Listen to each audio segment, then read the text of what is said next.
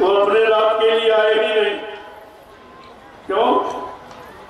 ये साधु संत महात्मा परमार्थ के कारण साधु धरा शरीर जो परमार्थ समाज थे धर्मित आए, वो अपना लोभ लालच कभी नहीं देखते। वो परमार्थ ही उनका जीवन का लक्ष्य था। तो बात तो सब कुछ आपके सामने रखी जाती, लेकिन तुम्हारा शैतान मन स्वीकार करे तो ये काम करो। लोग मोह अहंकार की गंदगी में भरा मन, इस पर ये रंग चढ़ी नहीं रहा सत्य का, सच्ची राम पाने का ये रंग कहाँ चढ़ता है? इतना पहले से रंगों से डूबा है, इस पर कोई अच्छा रंग चढ़िए। महापुरुष धीरे धीरे इस गंदगी को उतारेंगे। किससे? कि सत्य संग जली जा कोई पावे और मैं लाई सब कट कट जावे। ये गंदगी कहाँ उतरेगी? कहा गंगा यमुना का पानी नहीं उतार पाए। शरीर की गंदगी तो कहीं हो सकती है। जो पानी की व्यवस्था बनी है कुएं तालाब की, नदी की, कहीं जाके आप हो सकती है। लेकिन जो पाप और पुण्य, अच्छा और बुरा जो आपने किया वो गंदगी अंदर, वो ऐसी जगह जमा है जहां तुम्हारा पानी साबुन केमिकल कुछ नहीं जा सकता। और वो गंदगी बगैर उतरे कोई जीवात्मा यहां से जा नहीं सकती, चाहे राजा के शरीर की हो चाहे गरीब की शरीर, कोई नहीं कर सकता। जब ये बात मालूम हो गई कि हमारी जीवात्मा गंदगी से सनी है और गंदगी तो मन ने की है, जीवात्मा ने उसको अपना साथी बना लिया। यही संग दोष उस पर लगा हुआ है। संग दोष का कितना बुरा परिणाम। अगर संग दोष की बात हम समझ लेते तो हम कभी बुरे व्यक्तियों का साथ नहीं करते। बुरी विचारधारा, इनका बुरा देखना सुनना, सोचना समझना करना कराना, सब ऐसे बुरे लोगों से हम दूर रहते और अपने जीवन को पाक साफ निर्मल पवित्र, ये भी तो नहीं कर पा रहे कि हमारा मन गंदगी के पकड़ने का बड़ा पुराना आदती, पुरानी आदत है। जो गंदगी को पकड़ता रहा, गंदगी को खाता रहा, गंदगी में ही जीवन यापन करता रहा, अब वो गंदगी का हैबिचुअली आदती हो गया, बगैर उसके वो रह नहीं सकते, वो रह नहीं सकते। अब बेचारा वो गंदगी में पड़ा है तो कैसे उतर रहेगा? एक बार राजा, तो एक राजा बैठा था, उधर से नारद जी निकले। तो राजा ने बड़े हाव भाव से उनको बुलाया, आदर सत्कार करके बैठा रहा। थोड़ी देर के बाद हाथ जोड़कर प्रार्थना करने लगा कि मेरा भविष्य बता दीजिए। आपको सब लोगों में घूमते फिरते देखते हैं, हमारा ये परिणाम बता दिए कि अगला जन्म हमारा कौन। तो नारद जी बैठे रहे, देखा देखा विचार किया, कहा राजा अगला जन्म तुम्हारा सुअर की योनि में। और राजा बहुत घबरा गए कि सुअर की योनि में कैसे रहूंगा, मैं तो मेवा फल फ्रूट खाने वाला, वो तो गंदगी खाता है। तो कहा भाई अब तुम्हारा वो कर्म है तो कर्म के अनुसार जन्म तो आपको मिलेगा। ये विधि का विधान है, मैं विधान को बता सकता हूं लेकिन खारिज नहीं कर सकता। तो इस तरह कहके बार बार राजा पूछ रहा, कुछ इससे बचने का कोई उपाय बता दीजिए। महाराज इस योनि में कैसे मैं रह सकूंगा, कैसे बर्दाश्त करूं कर सकूं। कहा अच्छा ऐसा है, जब बर्दाश्त न हो तो बताना, तो तुम्हारी यानी अदली बदली कर दी जाएगी। खैर वो बात सुअर की योनि में पाया। जब काफी कुछ सुअर वो बच्चा बड़ा हो गया, एक दिन नाली में लौट रहा था, नारद जी उधर से निकले, कहो राजन चलो मैं तुमको लेने आया। कल कहा? अरे तुम्हें तो कह रहे थे इस योनि में कैसे रहूंगा, गंदगी का स्थान रहने का, गंदगी खाने का, भोजन गंदगी सिवा और कुछ ही नहीं। तो सुअर क्या कह रहा कि अब जाइए हमको इसी में मौज है, अब आप जाइए हमको इसी में अच्छा है। अगर ये ना हो तो कोई किसी छोटी और बुरी योनि में रहना पसंद नहीं करता, उसी के अनुसार उसकी प्रवृत्ति को बदल दिया जाता। अगर बदला न जाए तो कोई किसी योनि के कर्म भुगतान नहीं करेगा।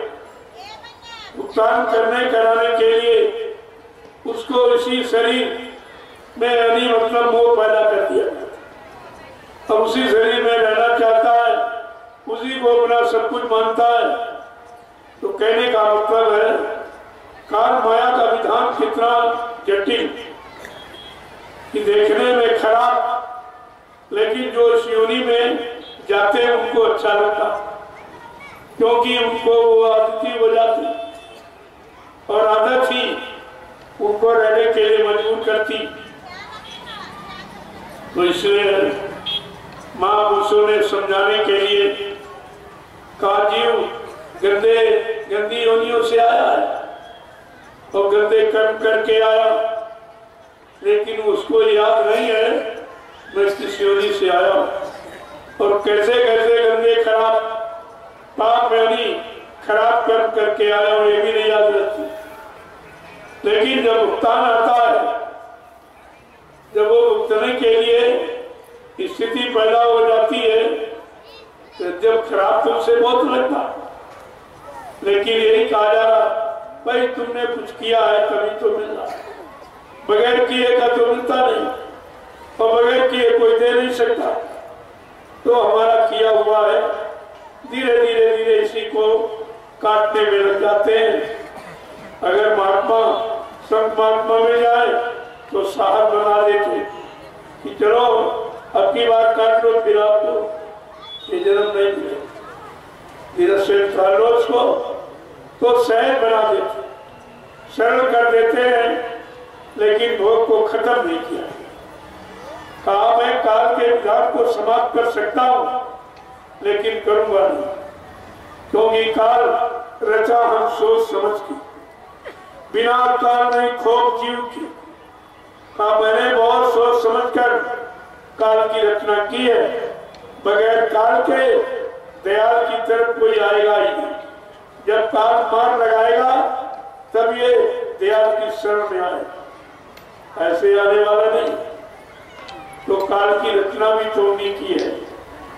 अब क्यों रचा है कि तुमको समझ देने के लिए, तुमको उधर से जब तारीफ करेगा काल, तब तुम शरण की तलाश करोगे कि हमको बचाने वाला है कौन, तब तुम दयाल की तरफ हो।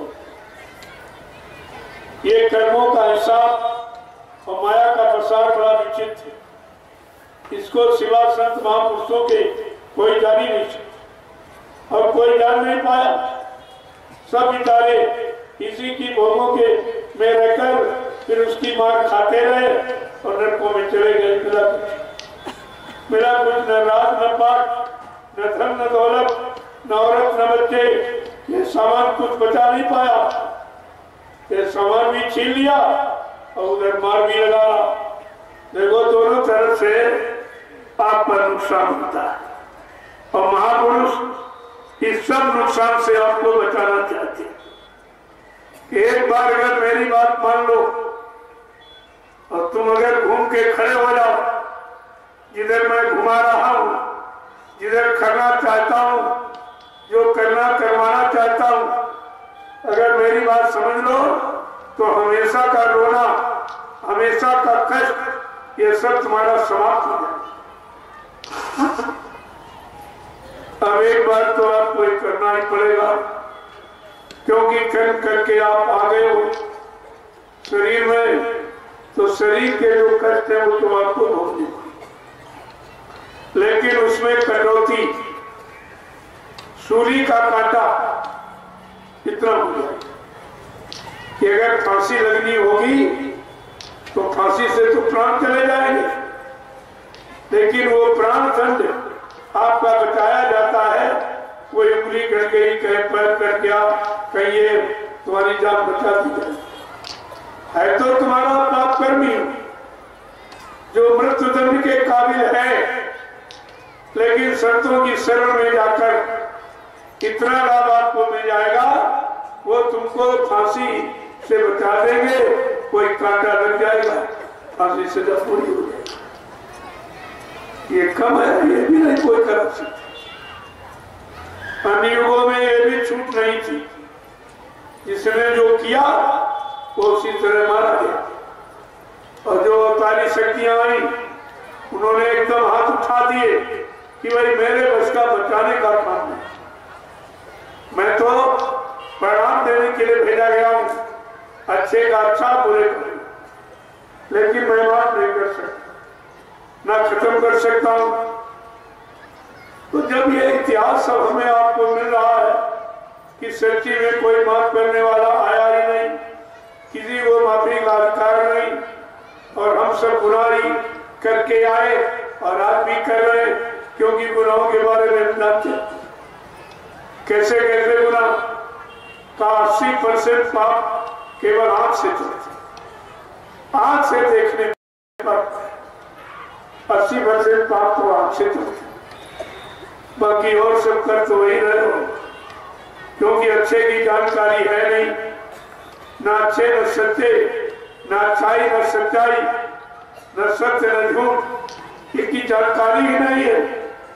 जब जानकारी नहीं है तो अच्छा बुरा सभी हो जाएगा, और सबका फलभोग आपको जन्म है, इसका फलभोग जन्म के द्वारा, और उसने इन्हीं कर्मों की सजा का भुगतान के लिए 4,84 लाख ये नरकों की योनियां बना दी, इन्हीं में आपके कर्मों का भुगतान कराया जाएगा। तो यह सिलसिला तो कभी नहीं टूटेगा। भाग्यशाली हो कि तुम्हें समय के सदगुरु मिल गए, लेकिन आपने उनको जाना माना पहचाना नहीं, ये आपका बहुत बड़ा धोखा हो गया। बगैर जान पहचान के तो आप किसी से कोई चीज ले ही नहीं पाते, विश्वास नहीं बना पाते। महापुरुषों ने लिखे बताया कि जाने बिना निभाए प्रतीति, देखिए कितनी बड़ी बात, कि जाने बिना होए प्रतीति, बिन प्रतीत ही होत नहीं प्रीति। बिना जाने बिना देखे बिना समझे कहा किसी से प्रेम होता ही नहीं, और तुमको ऐसे से प्रेम सिखाया गया जो जिन्होंने सिखाया उन्होंने भी नहीं देखा, न ब्रह्मा देखा, न विष्णु, न शंकर देखा, न राम कृष्ण को देखा, न देवी देवता, केवल सुना, सुनी सुनाई, देखी देखी नहीं, देखा देखी से तो विश्वास होता है, सुनने से विश्वास नहीं होता। सुनने में शंका रहती है कि पता नहीं ये सच कह रहा कि झूठ कह रहा, इसका आंखों देखा है कि कानों का सुना, उस पर शंका रहती है। तो कहा जिन्होंने अपनी जीवात्मा की थी बयान कान को खोल दिया, उनका कहना और सुनाना सत्य, क्योंकि उन्होंने देखा है और सुना भी, और जो केवल किताबों की पढ़ी, इधर उधर लोगों की सुनी सुनाई जो कहते हैं वो झूठ है, ना उसने देखा न इसने देखा, क्योंकि इन किताबों में भी सत्य दर्शन नहीं, यानी दर्शन नहीं किया हुआ, केवल सुन के लिखा। ब्रह्मा जी खुद कह रहे हैं मैंने 4 वेदों की रचना की, लेकिन उनको कुछ सुनाई दिया तो मैंने नहीं किया, लेकिन मेरा देखा कोई हाल नहीं। लिखने वाला कह रहा मेरा देखा हाल नहीं, ये बातें सुनाने वाले कहते हैं सब जानते।